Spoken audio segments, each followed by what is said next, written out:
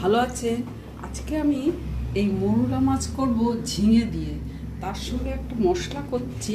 এই তেল গরমে বসে এই মাছ, এই ঝিঙে, আর এবার এই দইয়ের মধ্যে 2 চামচ দই আছে, তার মধ্যে এই হলুদ দিলাম, এই ধনের গুঁড়ো দিলাম, আর এই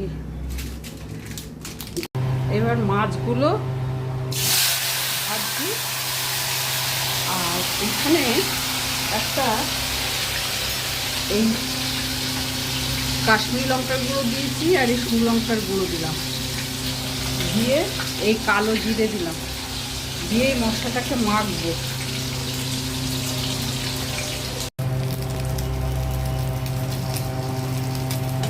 এর 5 ফোড়ন, কালো জিরে তো ওতে দিয়েছি, আর তাছাড়া 5 ফোড়নের গন্ধটা ভালো লাগে, 5 ফোড়ন শুকনো লঙ্কা ফোড়ন দিলাম।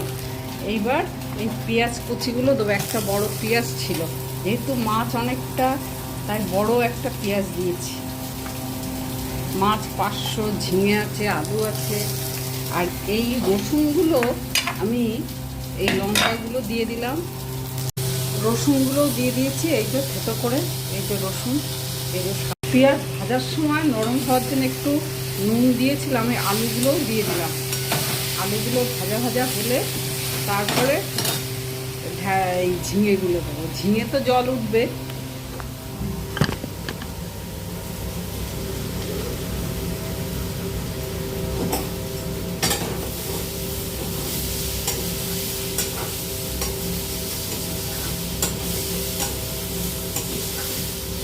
এবার ঝিঙেগুলো দিয়ে দেবো।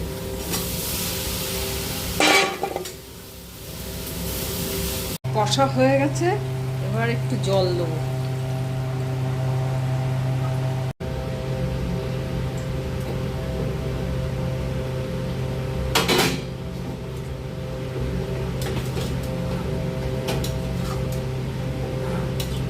আলু ঝিঙে দিয়ে মোরলা মাছ চচ্চড়ি ওই ঝাল মতো করেছি, একেবারে চচ্চড়ি করিনি, ঝাল বলা চলে, একটু কারি মতো রেখেছি।